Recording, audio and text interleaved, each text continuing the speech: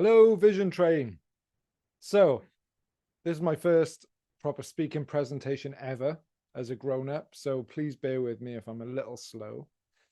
I have been preparing to enter the conversation a little bit more where it comes to drug policy and to choose our own ability to experiment with our consciousness, right? So, now, as many of you know, our community and visionary art in general has had a lot that we have learned from visionary substances. So, from the work of Pablo Amarengo within South America to the fantastic realist Ernst Fuchs, obviously being Amanda's teacher, who, is a luminary, and also his the cadre of other visionaries and mystics that kind of came from his patronage of the arts and the taking on of the 10-year project of Klagenfurt. So as a next generation acolyte, I felt that it was time to start stepping into these roles in community where I can be more of service and put my experience to good use. So you can thank Amanda for that. She's very good at inspiring the lot of us.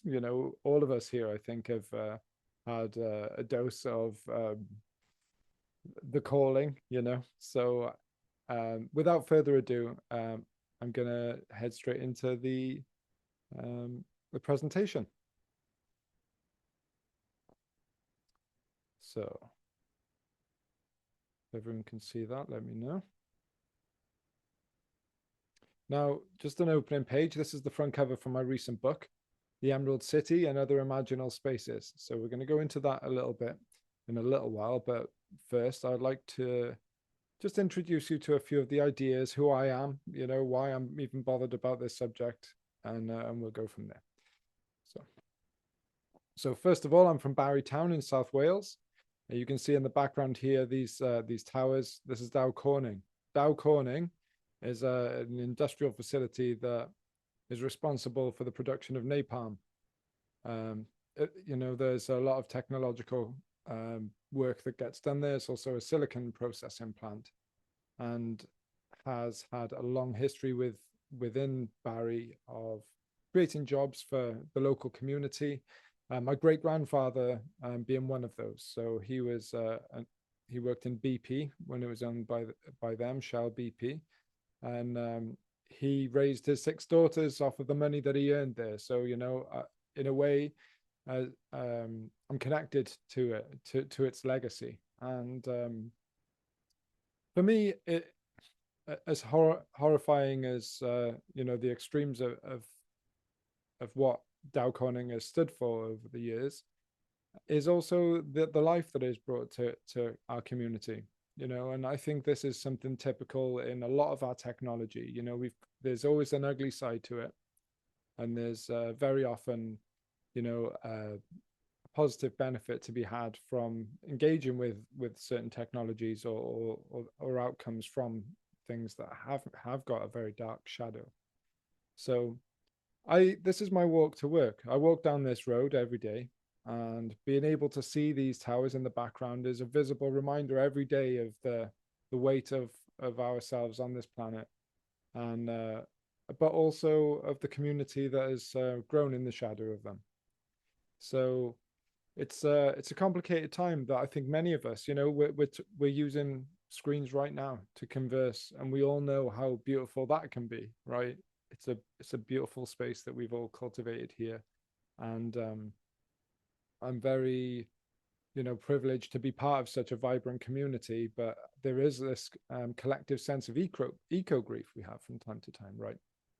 So, and it's tied to our materials. So how about resacralizing what's there? How about restoring the sacred aspect of what came before, right?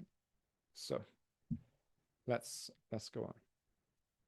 So at the bottom of the street that you see here, you keep walking down there and then you get to Vere Street. And I've had 2 shops on this street. So I'm deeply connected to my community through that, right? So there really is a ritual aspect to my job, tattooing. And you know, we're there for rites of initiation when somebody gets the tattoo that their father had and their father before him. And then there's the grieving process, right? When people commemorate their loved ones, you know, and also celebration, you know, and then each tattoo goes on to have a life of its own, a reminder of a point in time. So through these connections, I'm very close to my community and feel very grateful to be able to act in this kind of role as an intermediary. And a lot of our conversations in the shadow of these towers, you know, with the right type of conscious people, which, you know, my style of work has naturally kind of drawn, um, it's given me a long time to kind of think about, you know, our place in community.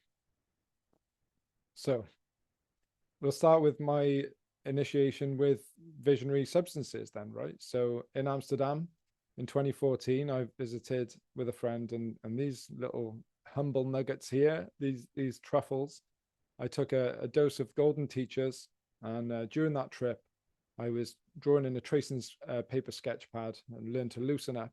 And through the layers, as I closed the paper, I realized that there was a harmony through the layers.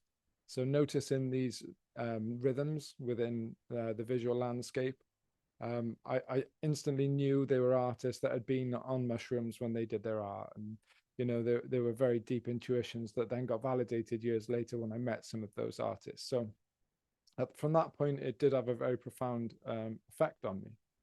So, you know, not long after, I'd started doing my own style of work. And putting this kind of motif in the beard. This was a tattoo that was actually drawn for somebody over 3 hours, and then he messed me around. He didn't want it anymore, so I put it out there, and I had space of a cancellation 3 days later, and my friend Mike came down from London. He was visiting 3 days later, and he had this tattoo. Very synchronous at the time, and I remember thinking I was just really chuffed to kind of get it out there. So following that enjoyment, I did another one where there was like a robot within a rocket shape. And that was a piece on my partner. I won my first awards at a tattoo convention. And that kind of encouraged me to draw my own, right? So I was getting into the same kind of channeled state that I'd done in Amsterdam with the tracing paper sketchbook. And I was drawing all these kind of background patterns here, trying to relax and allow it to be spontaneous. And there's a certain visual language that started forming here that then interacted with the tattoos for a year or so. That evolved and became it kind of left the boundaries of the shapes in the background to fill the body. So, and this is where it starts getting interesting for me in terms of what we're adding to the novelty of this experience, right? So when we find a visual language that has evolved through time, and then we're able to apply that personality, and then remove the human meaning making, right? As I was getting into tattooing, I was moving away from this need to, you know, in my own art to represent things that I was doing every single day, you know, full of meaning and imagery and iconography. But this was about the pigment itself. And it would make me think of the journey that pigment had traveled to get to our hands, right? We get to assemble all of this and then play with those sensitive flows to the body here, you know, and are able to kind of celebrate the body, celebrate pigment, that moment in time, and just what color does to you, what effect color has on you. So also, you know, just to wrap up the biographical aspect, you know, after getting involved with the Vision Train, Amanda got me fired up to start being a more active role in my community. So we established All Hands on Deck as a community art project, which we've just taken over the premises for, which is so we've got a double studio up here. This is kind of an overlay of the sketch for the plan of how we're going to be doing the back out. There's going to be an office here with a bookkeeper in, an artist dormer for international artists, you know, with a bunk and a kitchen underneath and a shower. And then a conference area in the middle. Downstairs, there's actually a talk space and design suite. And then next to that, there's going to be small scale manufacturing. So it's basically everything that we could want, right? It's made for the community as a hub, as a train station of the future. So very excited to be able to show up and follow the examples of Trans-Europe HALS, which Amanda introduced me to, which is a network through Europe of these amazing art houses that foster this spirit of anarchic collaboration, which appealed to me. So through my collaboration with the psychedelics, it kind of bounced back and forth over a decade. You can see how the one influenced the other. And there's like these kind of periods in my work as it evolved, getting more and more intricate. So then it came to the Emerald City book, right? So we're at 9 years in at this point to my psychedelic exploration from 2014, and I had come across vape DMT. So to be able to have this fast-acting, short-lasting psychedelic as a tool to go into these inner worlds and bring something back in an evening, and not have the next day where I'm working and all this other stuff, it really appealed to me. So the first painting that I went into and actually asked, show me something, and I will bring it back. And this is what I saw from that trip. And at the end of the trip, I remember looking at it, and then I had another inhale of the vape, and there was a sense of celebration. So from there, it was really a sense that, okay, there's something here. I brought something through, and that was the message I was getting. It's like, oh, you did it. Something broke through to the other side. We can use you. Now, my other experiences with DMT included going to a music festival and being able to vape it there, and being able to kind of have this filter over everything that I was seeing, and seeing these extra layers of information from the bands in front of me, and just sensing more about them and their auras, and which was incredible. But I had the sense that it was riding side saddle, right? And that it was able to kind of look through my eyes. DMT doesn't have eyes or ears, but through me, it got to experience, or through my enjoyment even, it got to experience what I was seeing, and magnified that in some way. So I've got this kind of relationship with it from that, where it kind of come to have its own personality in that way. Whether that's the entities inside that I've experienced, or whether it's the molecule itself. Either way. So after that first painting, I saw this image, the bottle with the ship in. So it was all very muggy green. And this sketchbook was to become, documenting my explorations with DMT, right? So I saw this image, and this is why the whole sketchbook was all green in the first place, right? Then about a third through, I'd been doing a bunch of other images with, towers and castles, and, it'd been a bit of a theme within tattooing at the time. And I'd been thinking how there's a sense of realness to this place in the imagination, right? I've been thinking a lot about how the Welsh dragon, for example, is this amazing symbol that Welsh people love, right? We adore our flag because, we've got a dragon on our flag, right? And I think because it's been loved over generations, it has this kind of weight in the imaginal, in our collective unconscious. So through perception, like even on a small scale, I had a sense that entities were kind of being formed through our imagining of them. And then so worlds, the towers I'd been drawing had come to, become bargaining chips that we give through our life sacrifice to the world beyond, right? The finite amount of our time gives it some type of animated realness in the beyond.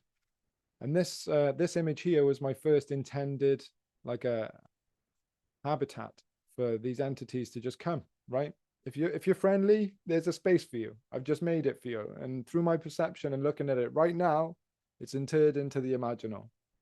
Okay, so this idea of creating spaces in the imagination. And I look back through the book, and where I'd been drawing the towers, I realized, well, it looks a little bit like the Emerald City, right? It looks a bit like the Emerald City. And isn't that a very interesting way of describing what the imaginal is for others that don't really understand? So, most people in the Western world have got an image of the Emerald City, right? You know, so, and so have I. So between us, we have a collective understanding of the Emerald City in this invisible thought space. And that really helped me understand what thought space was. And then, within that come the entities that dwell there, right? That as we imagine them into it. So all of a sudden it kind of came to have this extra tangible reality, or realness to it. So as I set out to lay out a bunch of the kind of foundational kind of core points within the book, we went into the yellow brick road. So on the yellow brick road, there are three characters, right? So we've got the scarecrow, we've got the tin man, and we've got the lion. And it made sense to use this metaphor for our way to the beyond by having a little look at the attributes of each of these characters, right? So the scarecrow, first of all, if I only had a brain. So it's the concepts involved with understanding what's going on. So the first one, art for the extra natural. So it's this idea that I've had through trips that there's some kind of cosmic value to our artwork that is made here, and that because it's made with our finite lives, and that when we use these materials and bring them from all corners of the earth to just create novel things, that our pattern work goes on to have its own life in imaginal space. And it's an intuition I've had a bunch of times. But also, art has always been used within sacred worship, going back to the ancient Egyptians and ancient Mesopotamian art and Hindu art, art and artistic objects, artifacts were used as a way of bridging to the beyond. So there's a long history of art being used for some transcendental purpose. So then there's the imaginal, and it kind of lays out about Carl Jung's imaginal and talks about that space and about archetypes. Then higher purpose. Now this is where it got interesting, and this is where I think some of you will resonate with this. Now I'm going to read a quote out from one of my favorite writers, Martin Prechtel. And thank you, Joe Bob, for getting us all into this amazing wizard. So, as people, we are allowed our folly, but it must always end up in the discovery of our love for what loves us by dying to feed us more than we love our hate. So, this quote changed my life. So, it really did, right? Sorry, I started reading again, but no, it really did change my life. Just this idea that we were given permission to be chaotic, as if this giant consciousness couldn't have understood how we were to be divorced when we came into our creativity, right?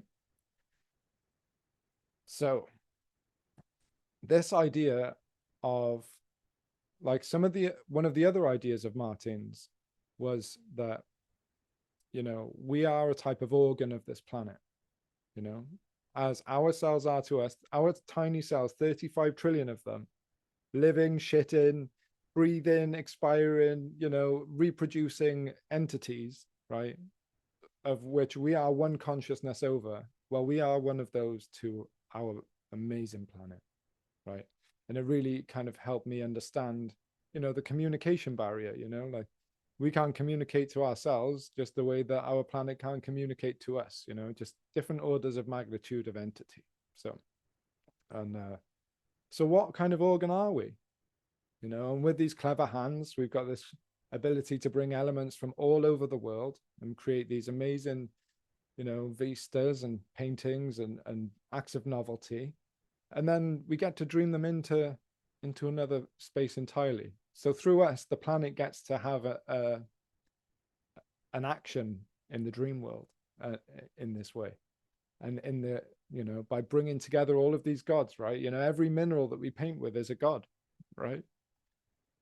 And to be able to invoke these elements into our alchemizing and to lift others is really, a very high calling, I believe, and I think if that can be real for you as it is for me, you can really step surer into the world knowing that your path is the right one, like the whole the gift of this circumstance that we get to paint through all of the craziness, through the craziness of our times, and to use our skill to alchemize the horror of the world into something bright and beautiful is, you know, so that's the higher purpose aspect of the talk. So extraterrestrial associations, you know, this idea that our human art might be worth more to an eternal cosmos and there's many varieties of life, right? And it's an intuition I've had a bunch of times. You know, I've met like this limpet art collector, right, who likes the print of Joe Phillips on its curtains, which is a repeated pattern of my painting here, and kind of goes on. It's an intuition I've had a bunch of times, right?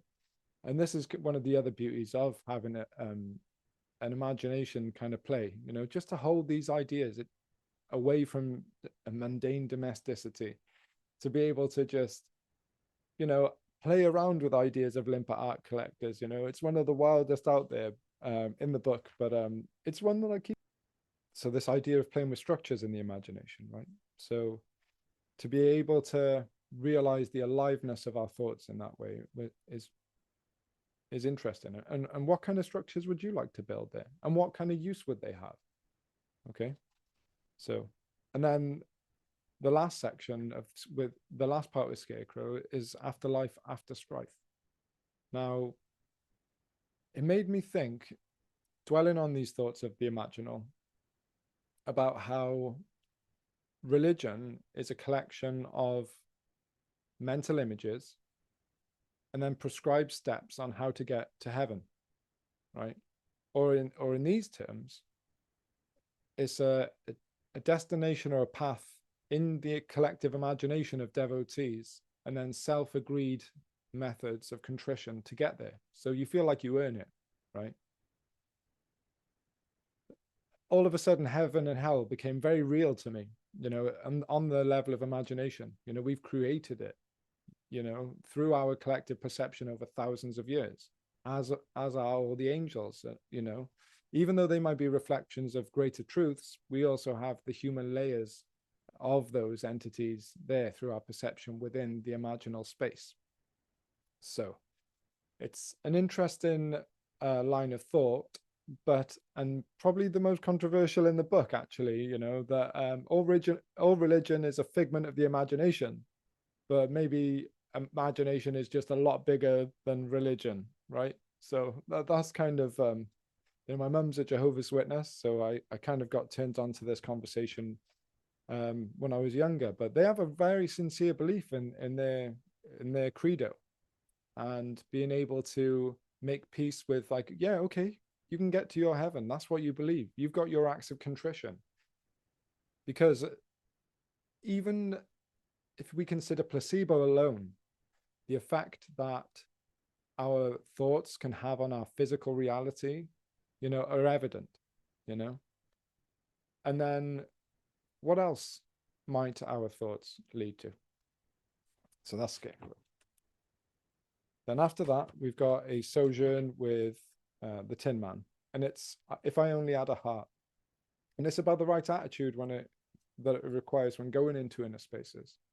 It's about making sure that you're in alignment with something that, if you do get, you know, a little bit unsure of yourself, well, know why you're doing it. You know, within psychedelic research now, they say set intentions, you know, and within any kind of inner work, you set an intention for what you want to get out of the session. And I just reiterate the messages that I've received over the last decade, where, you know, you keep things in alignment with the light, you be a light worker in this place, and you're fine. You're fine, you know. If you get a hard trip at that point, you know it's to teach you. You know, you're not taking it personally, because you are there in sincere practice, right? You're turning up for the right reasons, you know. And for me, it was always to become a more, you know, self-aware person, so that I can be more stable for my loved ones, and to serve art. You know, my favorite artists were psychedelic artists, so right from the beginning of my first trips, it was to go and see the world and be able to bring something back to paint it. That isn't quite how it worked out, but it definitely got me on a path of my own, and I am more steady than I've ever been. The house I live in now is a house I've lived in for 7 years. It's longer than I've ever lived in any house in my life, which was only up to 2 years, which was the maximum I'd ever lived in one place at a time up until then. So thank you, psychedelics, by the way. So finding the right attitude is kind of reiterated with the Tin Man. And then there's the lion, right? A lion's courage. There's a little bit of a poem, so I'll just put that in. I need to practice my poem reading. So, a lion's courage. In a graying world, lit grisly by phosphor, diffused through brick dust, dare to be free. Dare to boogie loud against the beat of fire and chemistry. Take up the priceless jewel and set it above your brow. Being king or queen is in believing, somehow. And it's this idea that through our confidence, despite all of the shit that is around us right now, and through our courage, when we step up to the plate, you know, it's actually, I'll read the first lines of the chapter. It explains it perfectly. Often, when doing mystical shit, I thought that I'd had all the knowledge that I'd need and all the right intentions, and yet it has been courage that has been the common denominator for every breakthrough. And this is it. So throughout that chapter, it kind of talks about the courage that is required, right? Courage to face the road ahead when it seems like it's going to be never ending. You know, courage to face the gatekeeper when you finally get there. You know, when you see and you encounter these entities and the realness of those, like, you know, to really, you know, one foot in front of the other. And what I found that has helped me get through. Courage to explore the past that clouds your mind, to help you undo your programming, to help you work through your trauma, and, you know, to as a call to action to face up to those things. And a few tips about that. You know, being in community like this actually is, you know, one of those amazing things where we can have open conversations and share our troubles and really be intentional with our energy, right? So thank you. Thank you, Vision Train. Happy birthday. So then courage to integrate and share visionary ideas in the face of criticism, right? So this idea of bringing things back. For me, particularly, I don't know about you guys, but not many people around here speak this language. So to be able to bring some of this stuff back and not feel like, you know, people are worried that I've grown two heads or that I've gone crazy. It's tricky. But you know, it's something I'm working on, and putting the book out actually was a big part of it, and actually recently becoming abstinent and not taking any drugs so that I can be a more vocal voice within these kind of debates, and to talk to some of these practices that I held for a decade. So then the last part with courage is to build something bigger than yourself. So when you come into this awareness, you know, like the things that have helped me to really step out of my comfort zone and start building the community art project, for example. So yeah, that's the yellow brick road for you, right? Now, going beyond. The second part of the book, this came through after a DMT meditation, and it's a bit of a hybrid between Hermetic Order of the Golden Dawn practice that I'd given and some information that I'd had from the Vienna Academy of Visionary Art. So I set a timer for myself about 20 minutes, and you know, you breathe your way into the space, and perhaps Sannie will help us into a version of this in a little while. But you know, we follow this way of kind of stepping into an elevator and lighting up the lights until you get to the top and you open into another room. And this is my other inner room. So this is something that I'd love to actively encourage each of you to have a go at today, is to really think into an inner space that is all of your own. Now, the back window here is the view from my dad's back garden. You know, it celebrates the sun and the moon. The tree line in the background is where I go to play with my kids when I take them up there and get away from city life. My allies have appeared as glowing orbs over the years. So I've given them a space as well, cannabis. And then the bookshelf here is full of every book I will ever read in every version of Joe Phillips, and in a similar way that alludes to this idea of our higher self. You know, every picture of every person I will ever know, all of you, you know, are in this picture frame. And able, you know, for me, it's a source of strength. You know, I'm estranged from my eldest son right now. So if I miss him, I can come and visit him. And here he is inside.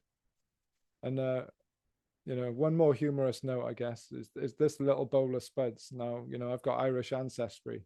Martin Prechtel's work, he talks to how, you know, indigenous Guatemalan people are literally children of the corn. Like, and you think we're actually reconstituted versions of what we really are.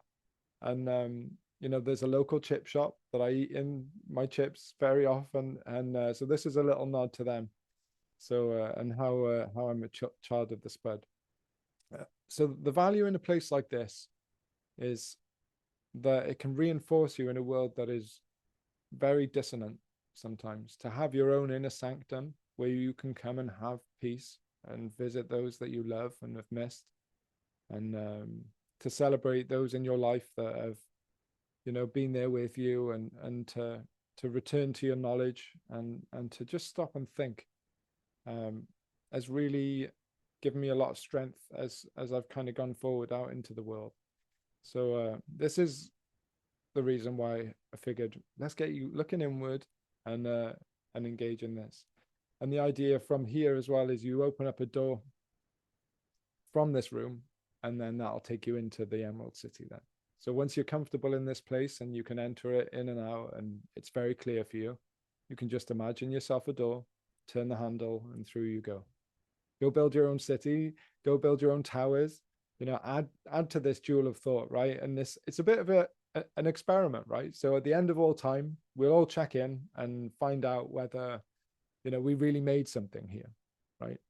And yeah, it's yeah, curious.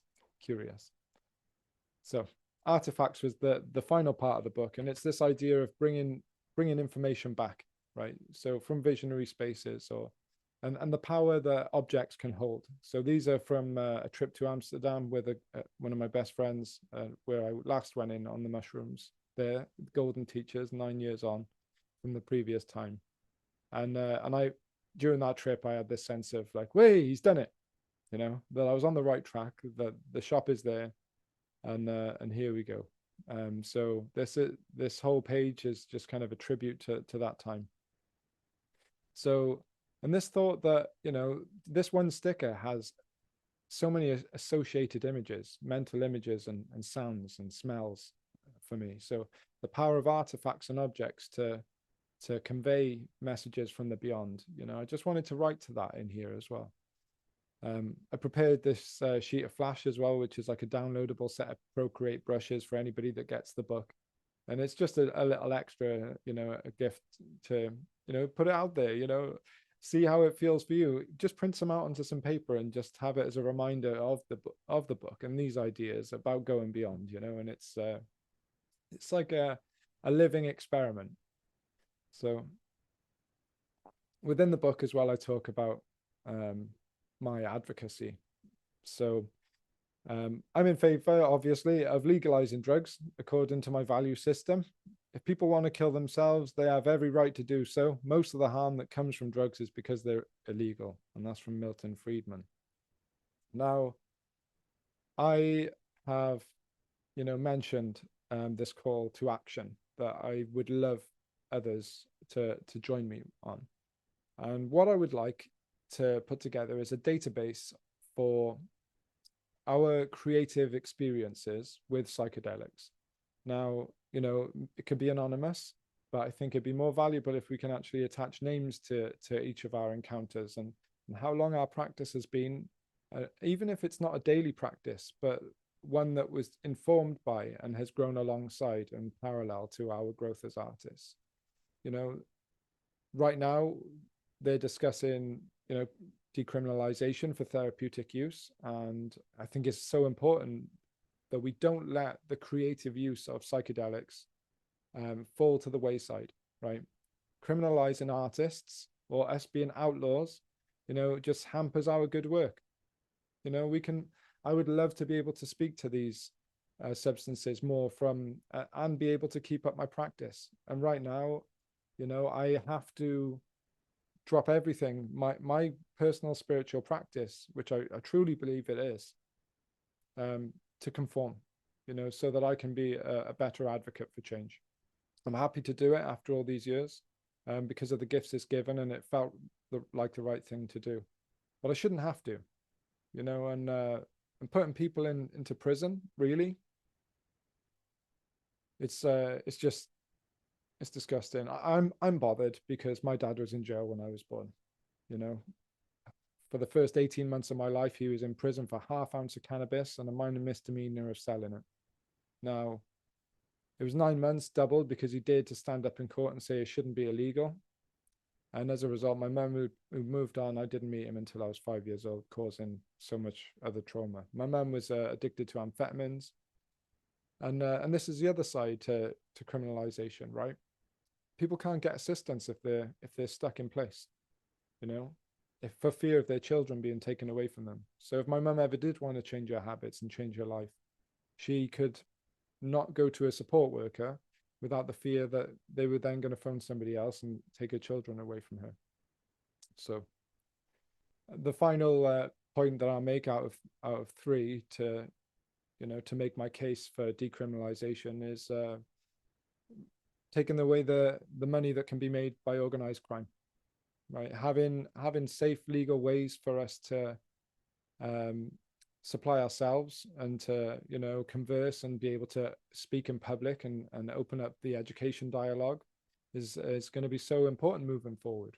You know, being able to respect these wonderful compounds is, you know, openly, you know, and give them the respect that they deserve.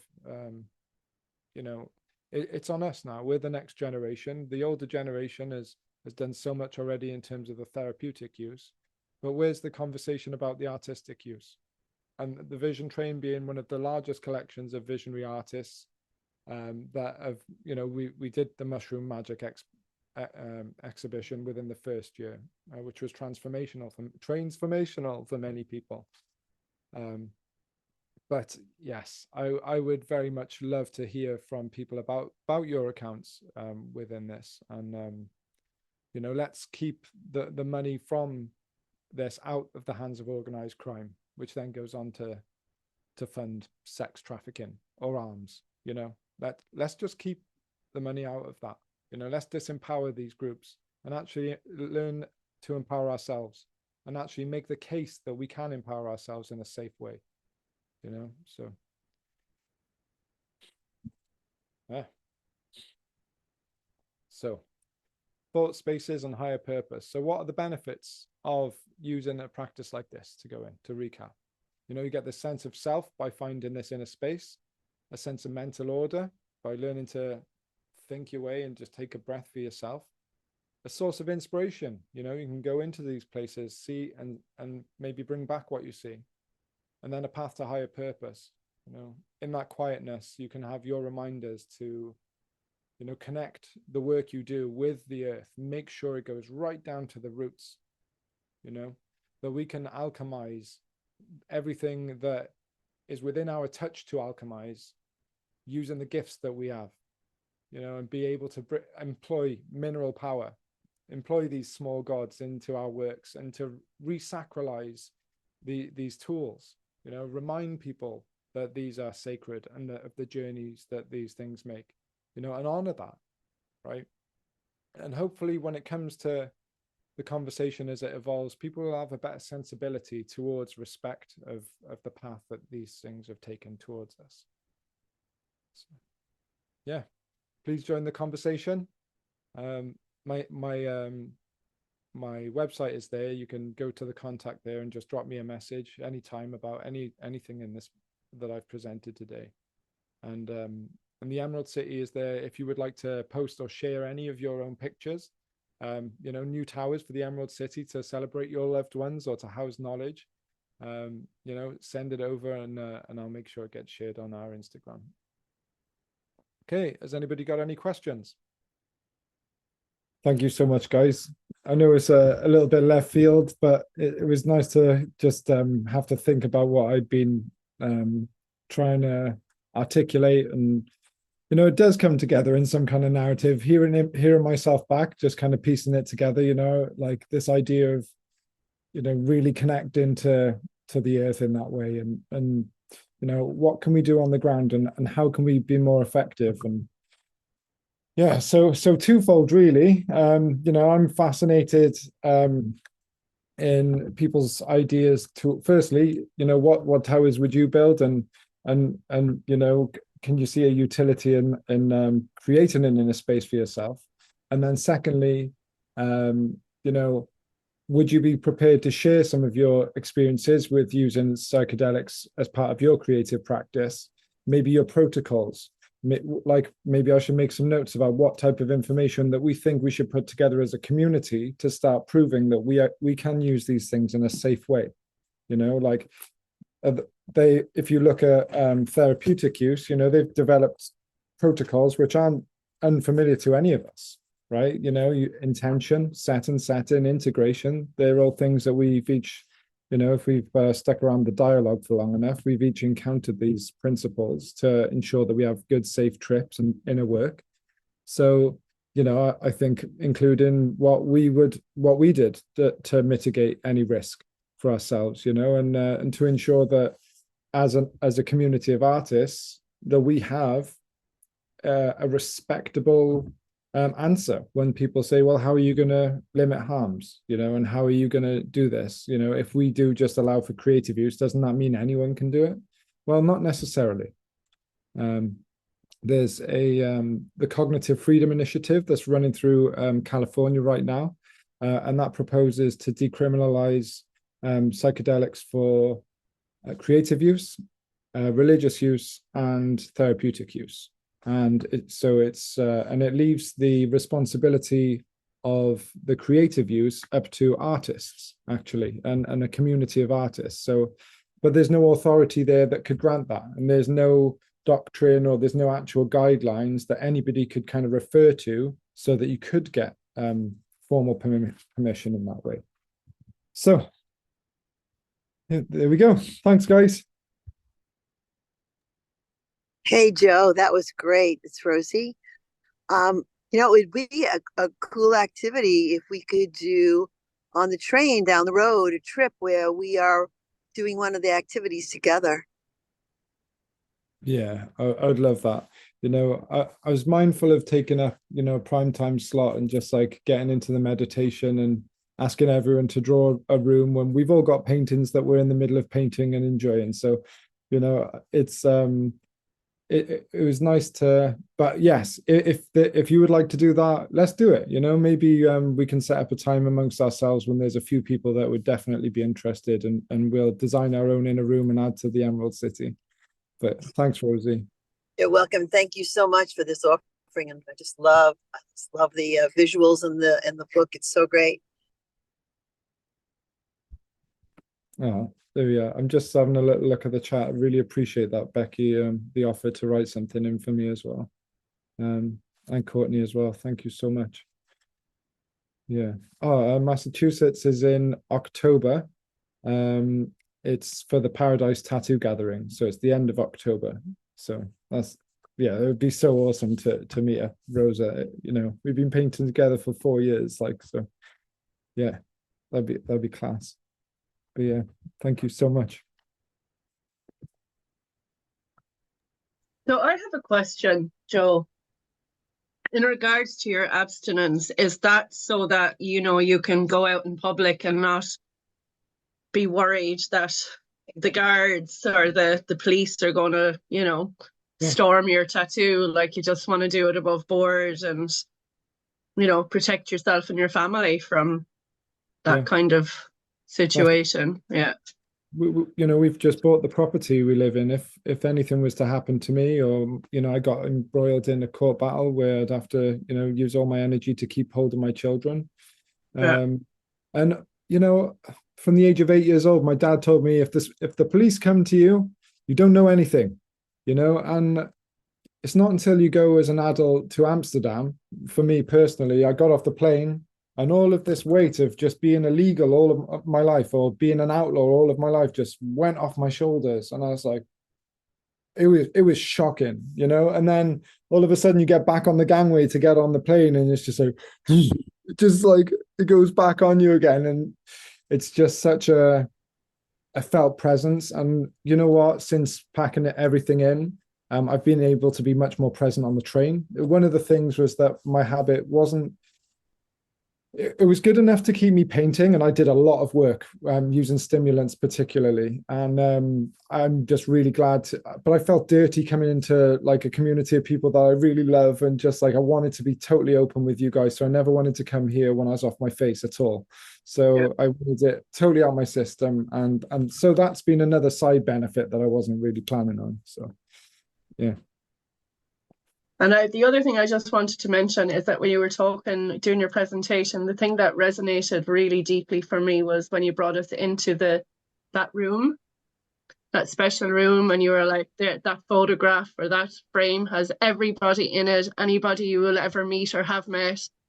And, you know, so it could be anybody. And I was just like, oh, that's such a powerful image. Yeah. It's such a powerful thing. So thank you for that. It was, you know, that room came to me at 14 years old. I was reading a book called The Crown of Stars. It was a series, and it's just a work of fantasy. And in it, the protagonist, the hero, is she's trained by her father to build a city of memory to house all of this knowledge about the arcane arts. And but it really talked you through in quite detail. So it was a real arcane practice of going inwards. And I didn't really think that much of it, but I did create my own inner space.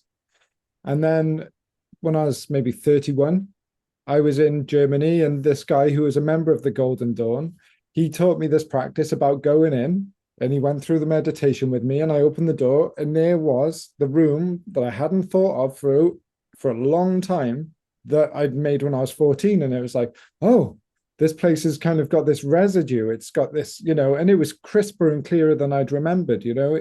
Even if you look at the image, there's a dado rail in the middle of the thing, you know, and that was always there. And you know, the actual view of the back garden there is the view I would have had when I was 14, living in my dad's house, you know, looking out over that backfield.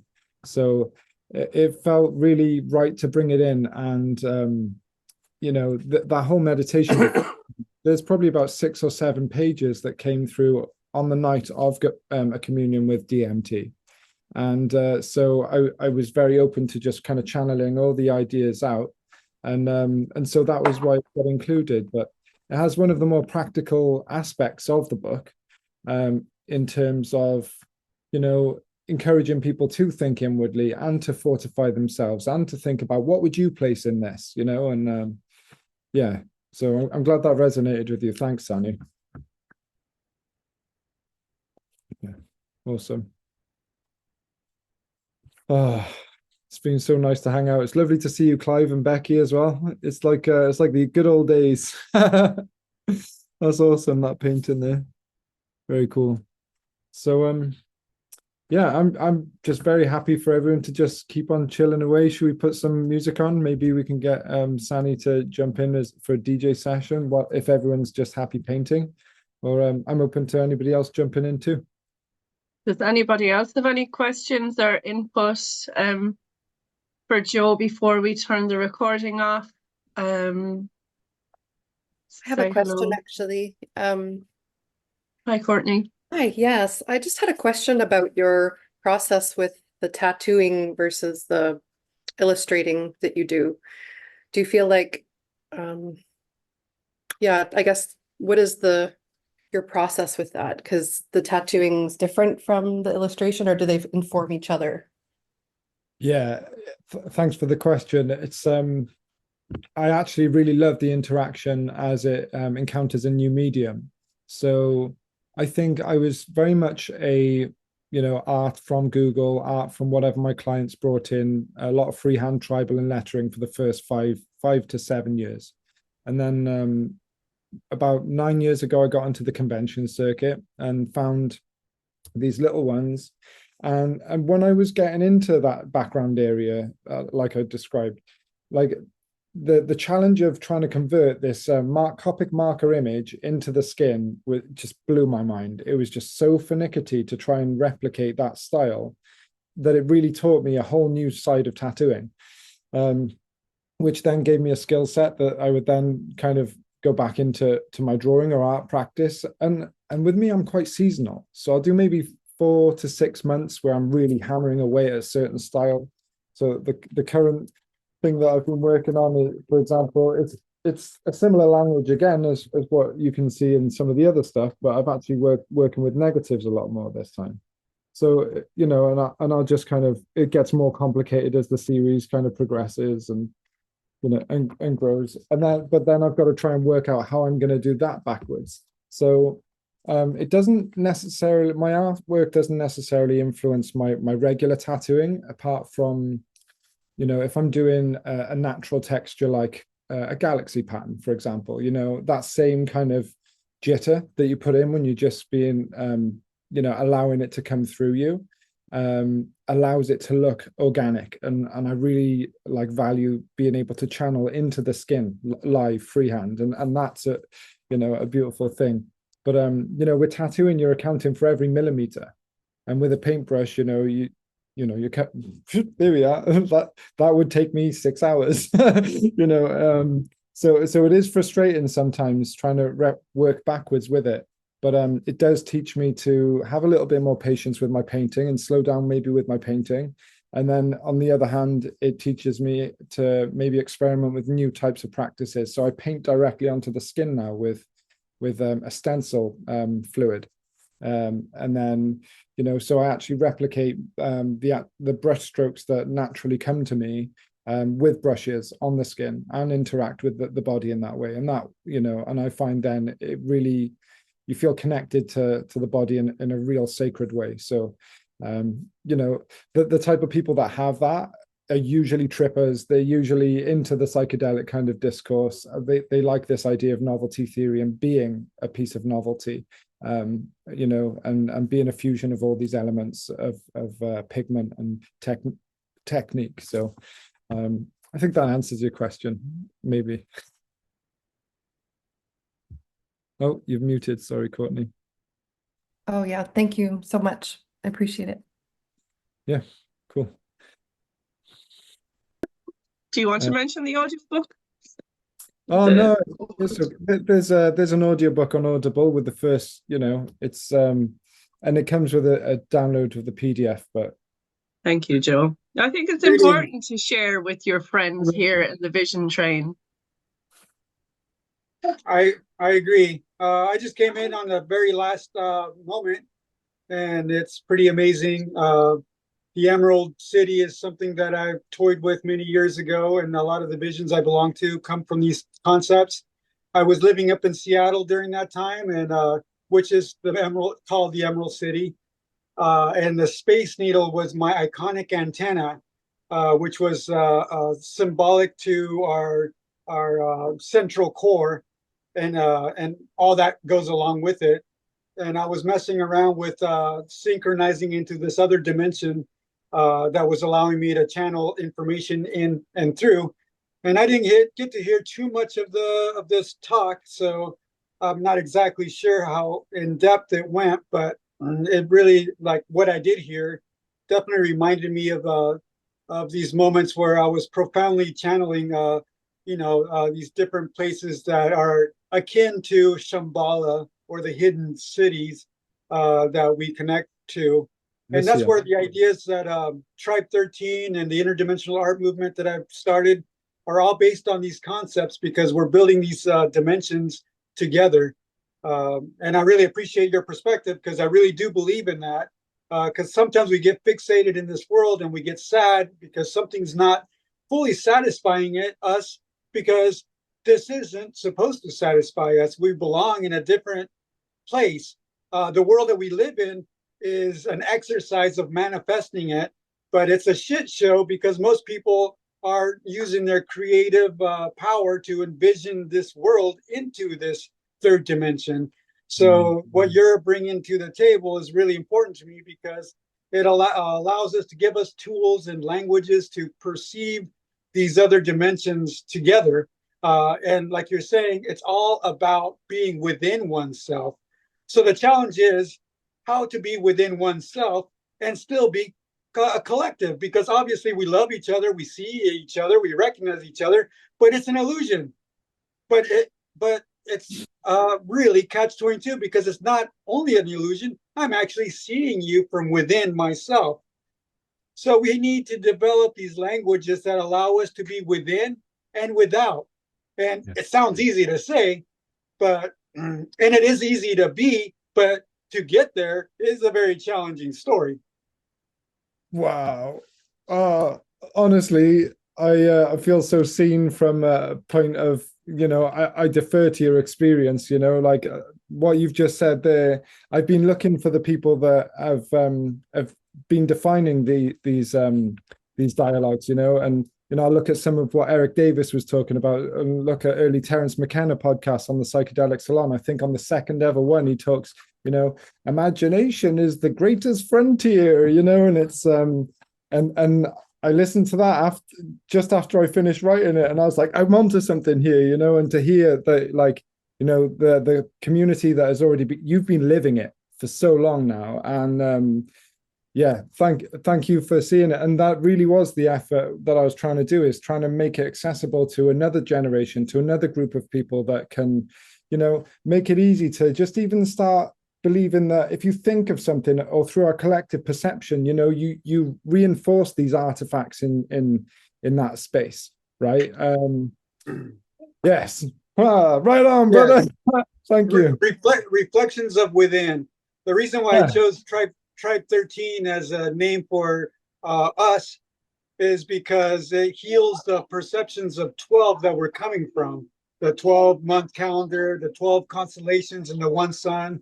And if you're a religious person, the 12 disciples and the one Christ. All these are giving us glimpses of being within ourselves. That is the true presence, which is in the center. But a lot of people can't understand how to be within oneself and allow somebody else to be in that too. How can my freedom not infringe on your freedom? And these are things that we really need to figure out, because a lot of the problems in the world are coming from this dilemma. What does freedom mean if you have to control and teach other people how to be like you? For some reason, I don't think that necessarily works. That's why we as artists, or an artist is even like a hard, it's the closest word, I think, but it's not, it doesn't even scratch the surface. It's people coming from within, or Tribe 13, as I called it, because we're trying to bring in a moment where we can be together and within. And that's the most challenging thing. One thing that I go back to is a relationship. A relationship is really hard, because you're constantly externalizing your love for another person. And that is often an illusion, because the truth is to be within oneself. And if you're with a partner that allows you to be within your oneself, that is what we're trying to achieve, being within each other. But that is one of the hardest challenges on this planet, yet it is something that we all long for.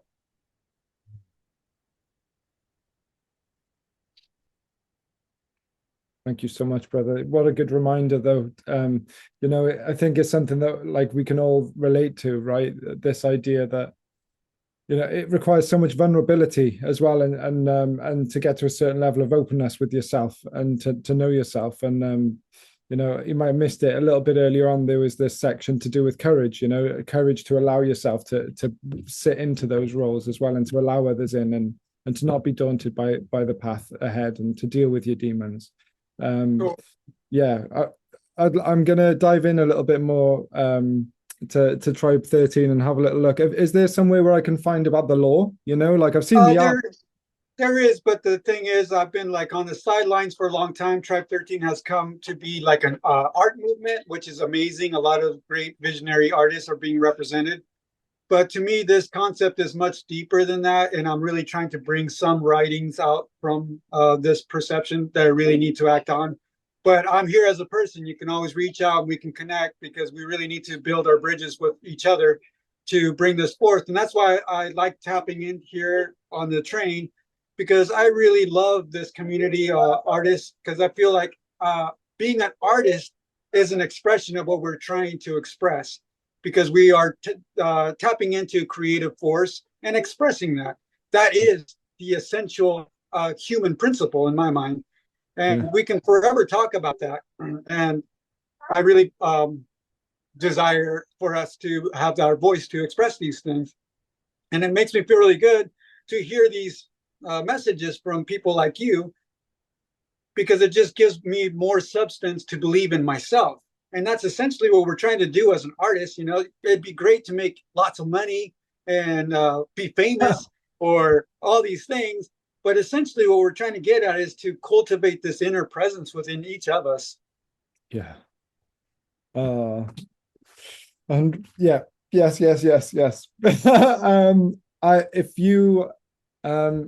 I would love to read your works as they come out. You know, I do follow you already on Instagram. I love reading your poetry and the way that you think. It's so enlightening.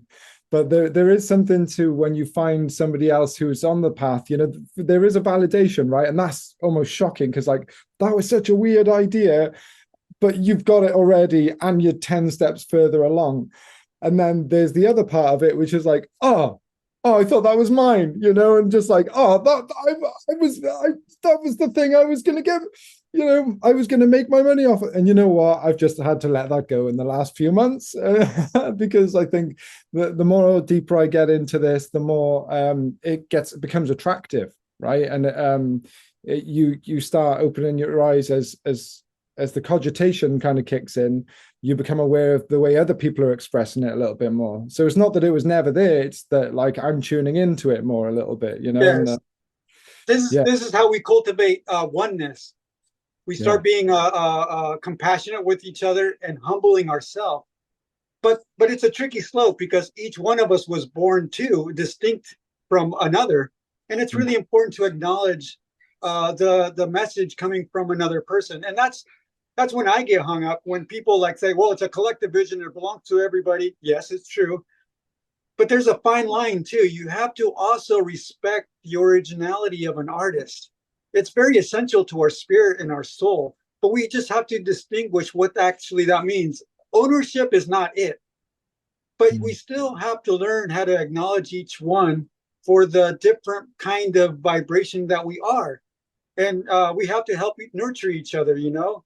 The older I get, the easier it is. You know, when we're younger, you're like, oh, you're biting my style. And then all of a sudden I get fixated on that and protecting myself, closing myself off. And that does no good for anybody. No. Yeah. But the older you get, like, okay, go ahead. I know how fucking hard work that is. How about it? Spend your next 20 years doing whatever you need to do. Like, and if they do, you know, you're in that, right? You are part of it. Exactly. You know that you're cultivating. Right. Yeah. And that's more worth more than any of it. And it's so evident in our art styles. You know, Becky in the corner there, we talk so often about visual language and how, you know, the further in you get to our path, we become more distinctive to a certain motif or a certain like a set of materials. You know, your style is very distinctive. I just spotted a mile away, you know, and it's, I think we each add something to that as well. You know, as much as we have this kind of visionary eloquence where we're thinking about these other spaces. We also have our contribution to novelty through our own language, our visual language as well. That's the most important thing. That's the most important thing, because we need to recognize each person, not only artists, but everybody, because the only reason I believe, and not to be disclaimer, I can always be wrong anytime, at any moment, please forgive me. But the way I visualize it is that each one of us, the only way that we could possibly be born is the universe trying to balance itself out. So each one of us is medicine balancing the big picture out. And it's very, very important. And it's very, very daunting, because like there's a billion people, you know? So the best we can do is not try and accept other people, because you're forever gonna be a slave to that. But just to go to the one thing that you do know, yourself. and be honoring your heart, and actually try and be have the courage enough to share yourself. And that's not as easy as it sounds. I am having issues with that right now. Yeah. Yeah, the blocks, right? Yeah, but then it's a shift into something else for a little while, you know. That's like, okay, well, you should be writing for a little while, you know, and then it's gonna Exactly. We're chipping away at the balance of the universe. We're chipping away. And on the silly level, I always say, I blame it all on the wobble. The earth wobble, you know. Because of that, we're all here trying to figure it out. We don't know what the heck's going on, because, you know, something happened and here we are, you know. And that's why people like do drugs, get drunk, and because it makes you feel good, because the earth is in a wobble. It's like off center a little bit. So we throw ourselves off center to synchronize, and like, oh yeah, okay, that feels good. But you know, and then again, then something beautiful to create, you know. It's like, well, in order to make that worthwhile, that wobble, you know, we get to compensate and be part of the alchemical compensation, you know, through exactly. Because yeah, without that, we wouldn't have the seasons that provide the plants, and et cetera, et cetera, et cetera. Roman, thank you so much. What a lovely exchange. I'm chasing this little 2-year-old, so I come in at the moment and I try and just listen, but everything is so awesomely exciting that I have to spew some things out. And I really love all of you so dearly, so special. And I often feel very strange upon my closest people, physical people. And then I get on here, I'm like, oh yeah, oh yeah, thank you very much. Oh, common sense people do exist. Oh, good sense, not common sense, perhaps. Yes, words are tricky, but that's one thing that we have to like get along with each other, to not be fixated on the words, because that makes me so upset when somebody's like, oh, you said it like this. I'm like, you know what I meant. Yeah. You don't have to nitpick at my words. And that's something really important that we all have to work on. But I have to run and take this little lady to her friend's house. And I can't share how much I love all of you for. Take care, Roman. Thanks, brother. Bye. Everybody keep it up. You too. Here we go. You too. Yeah. Choo-choo. Aww.